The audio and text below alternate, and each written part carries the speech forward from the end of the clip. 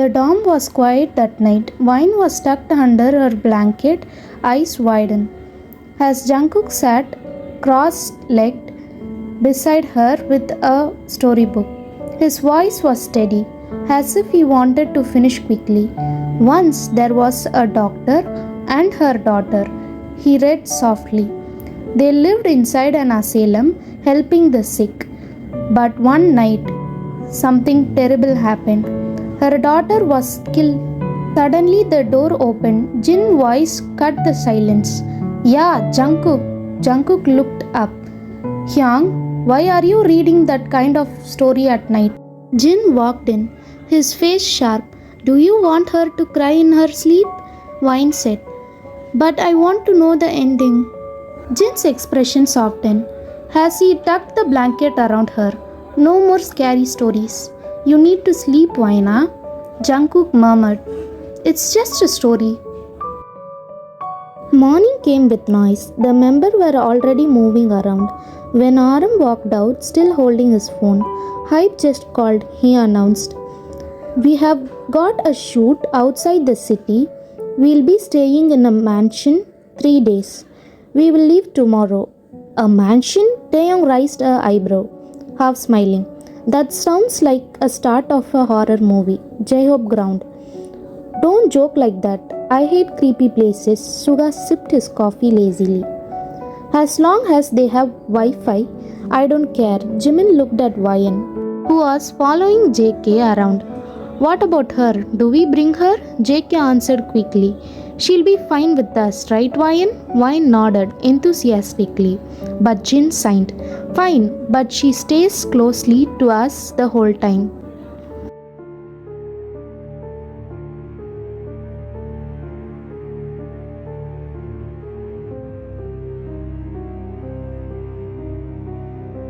The van rolled to stop in front of the mansion, its gate creaking open slowly. The tall structure loomed over them, half covered in vines. The windows dark like watchful eyes. Looks haunted, Taeyong murmured, hugging his bag closer. Namjoon gave him a small smile. Let's just hold Taeyong. Let's head in. Inside, dust and silence greeted them. Their manager clapped his hands. All right, guys. Today's just settling in, unpack, take shower and rest. Tomorrow, shooting starts. Everyone nodded, too tired from the trip to argue. They picked their rooms, freshened up one by one. And soon the mansion fell into silence as the members rest. But Ryan could not sleep. She wandered the hall, humming softly and giggling. Someone from the other's room her voice carried. Isn't that Ryan? Jin whispered. Half asleep, J-Hope chuckled from his bed. She probably teasing Jimin again.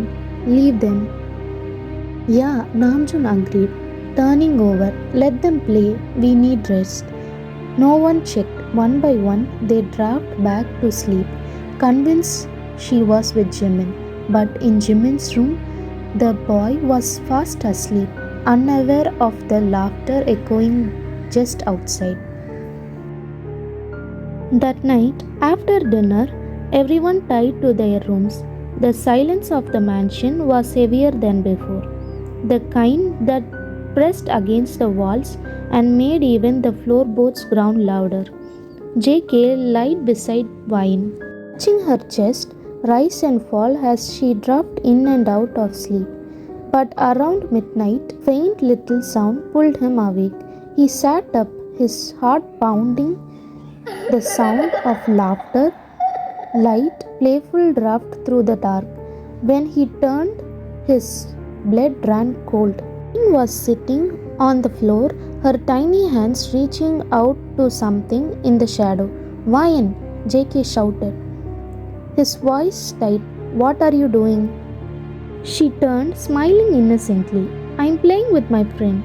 JK frozen. Friend? What friend? Before he could say more, he saw it, an outline, a hand stretching out from the darkness, thin and pale, meeting Vine's small fingers. He jumped to his feet before pulling her back. At the moment, Taeyong and Jimin burst in. Both looked alarmed. We heard voices, Jimin said quickly.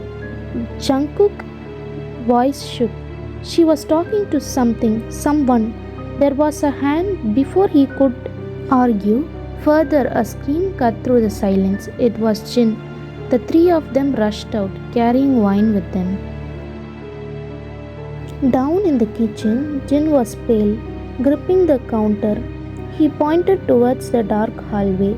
I saw it, Jin stammered. A marble, a red marble. It rolled right to me. Everyone stared confused. It stopped by my feet, Jin continued, his voice trembling. I thought wine left it, so I bent down to pick it up. But before I could touch it, he swallowed hard, his hands shaking. He pointed towards the dark corner. A hand came out from the shadow and snatched the marble. Namjoon, a hand? I'm not lying. Jin snapped, his voice rising with panic. It was real, cold, long fingers, and then disappeared into dark. The group fell silent. The air seemed heavier now. The whole house groaning louder than before. Jaehope rubbed his arm. Hyung, maybe you just imagined it. Jin's eyes widened. Do you think I scream like that if I imagined it? Trying to calm his nerves. After everything that happened, nobody said it aloud, but they all felt safer sticking together. From now on, we stay in the same room, Namjoon decided. Everyone agreed without hesitation. They moved their blankets and bags into one larger room, crowding together. The silence of the mansion passed heavy against them. That was when it happened. A marble rolled slowly into their room, clicking against the wooden floor, before bouncing lightly against the wall. No one dared to touch it. Wayan, however, was fast asleep in Jaehope's arm. Her small frame crawled into his chest. Jaehope looking down at her with relief. At least she's sleeping, he whispered, but then a sharp scream split the air. After that sound, everyone's eyes snapped to Jaehope's arm. They were empty. Wine was gone. Wine!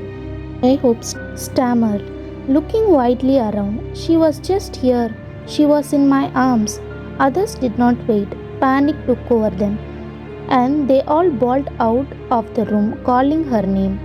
They scattered around the dark halls of the mansion. Only faint sound of child's crying echoed back. Wine, where are you? Taeyong shouted, his voice cracking. Please answer us, Jin shouted under his breath, running his hands through his hair in frustration.